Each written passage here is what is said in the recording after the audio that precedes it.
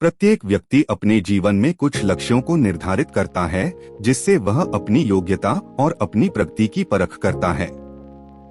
यदि लक्ष्य हासिल नहीं होते हैं तो वह अपनी कमियों को देखता है, उसमें सुधार करता है। प्रत्येक व्यक्ति अपने जीवन में कुछ लक्ष्यों को निर्धारित करता है जिससे वह अपनी योग्यता और अपनी प्रगति की परख करता है। यदि लक्ष्य हासिल नहीं होते हैं तो वह अपनी कमियों को देखता है, उसमें सुधार करता है और फिर उन लक्ष्यों को हासिल करने की कोशिश करता है। कई लोग अपने लिए लक्ष्यों को निर्धारित करते हैं और उसको पाने के लिए रणनीति भी बनाते हैं, लेकिन वे असफल होते हैं। जागरण अध्यात्म में आज हम भगवान बुद्ध से जुड़ी एक प्रेरक घटना के बारे में बता रहे हैं, जिसमें आपके लिए एक संदेश है। भगवान बुद्ध को जब ज्ञान की प्राप्ति हो गई तो फिर वे संसार को उस ज्ञान से आलोकित करने निकल पड़े। भगवान बुद्ध किसी गांव में जीवन के विभिन्न आयामों पर प्रतिदिन व्याख्यान देते। उनके प्रवचनों में जीवन का सार छिपा रहता। उनकी बातों को लोग बहुत ही गौर से सुनते थे। एक व्यक्ति बिना नागा किए उनके व्याख्यान सुनता। काफी समय बीत जाने के बाद भी उसने अपने अंदर कोई विशेष बदलाव नहीं पाया है।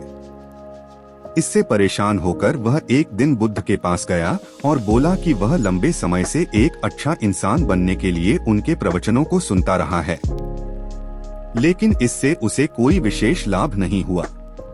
वह एक अच्छा इंसान नहीं बन पाया। उसमें कोई बदलाव नहीं आया है। उसकी बातों को सुनकर बुद्ध मुस्कुराए।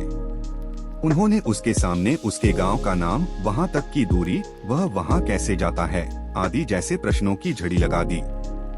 जब बुद्ध ने उससे कहा कि क्या वह यहाँ से बैठे बैठे अपने गांव पहुँच जाएगा, तो वह झुंझला गया। उसने कहा कि ऐसा तो बिल्कुल भी संभव नहीं। उसे वहां तक पहुँचने के लिए पैदल चलकर जाना ही होगा। इस पर भगवान बुद्ध ने कहा कि अब आपको अपने प्रश्न का उत्तर मिल गया होगा। यदि आपको अपने गांव का रास्ता पता है, लेकिन इस जानकारी को व्यवहार में लाए बिना वहां नहीं पहुंचा जा सकता है।